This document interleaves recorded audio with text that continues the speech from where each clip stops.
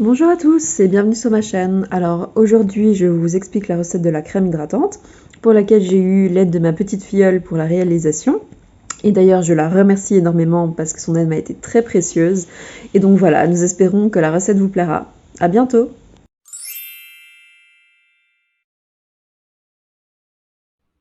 Tout d'abord, le sommaire. Vous trouverez la liste du matériel et des ingrédients dont vous aurez besoin pour réaliser la recette, et ensuite la liste des étapes. Vous trouverez ici la liste de tous les ingrédients et matériels dont vous aurez besoin pour réaliser cette recette. N'hésitez pas à mettre cette vidéo sur pause, le temps de tout noter.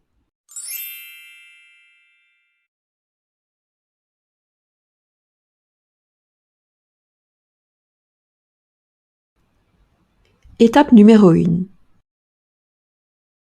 Mélangez et faites fondre la cire émulsifiante avec l'huile que vous aurez préalablement préparée. Préparez le bain-marie. Il s'agit donc d'une petite casserole spéciale bain-marie que vous mettrez dans de l'eau que vous devrez faire bouillir. Préparez les 6 cuillères à café de cire émulsifiante. En général, la cire émulsifiante s'achète déjà râpée en copeaux comme vous le voyez là.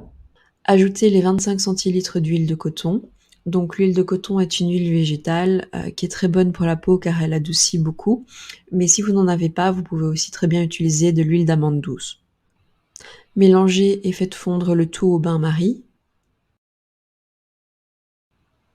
Étape numéro 2. Ajoutez la gelée royale. La gelée royale est un actif que vous pouvez acheter sous forme de poudre. Toutefois, si vous voulez faire une crème plus spécifique pour un autre problème, il existe d'autres types d'actifs.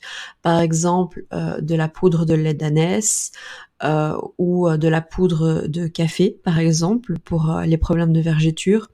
Donc voilà, j'ai choisi la poudre de gelée royale parce qu'elle me semblait plus indiquée pour une utilisation générale, mais vous pouvez choisir.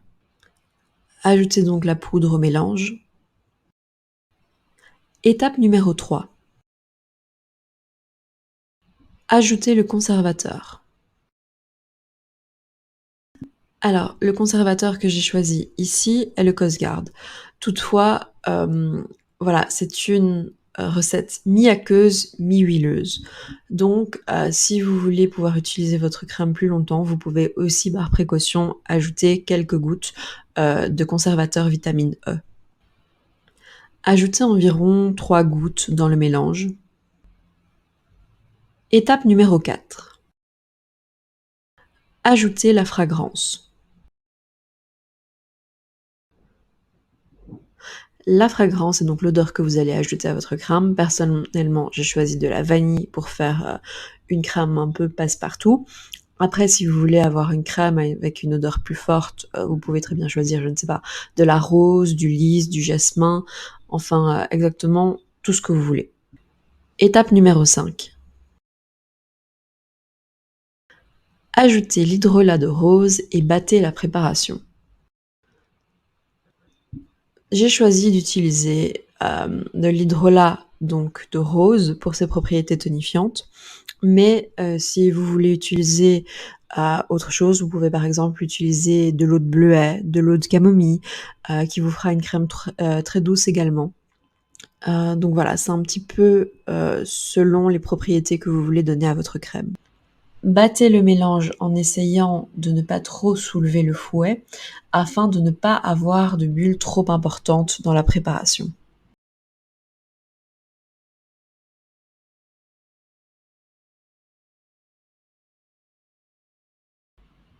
Étape numéro 6. Attendez que le mélange refroidisse quelque peu et puis battez-le à nouveau. Donc ici, personnellement, j'ai déjà transféré la crème du bain-marie dans le pot dans lequel je conserverai la crème. Pourquoi? Parce que le pot est froid et donc cela va refroidir plus vite le mélange.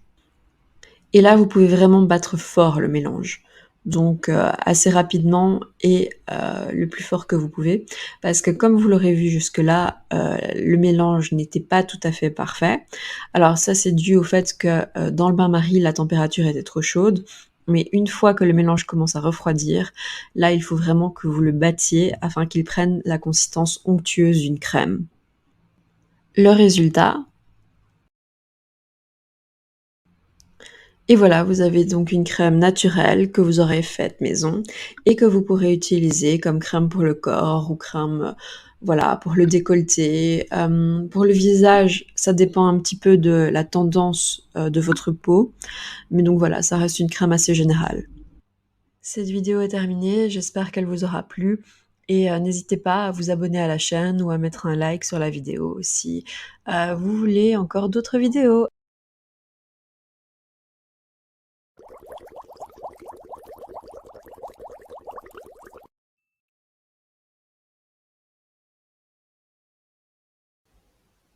Merci à tous d'avoir écouté ma vidéo.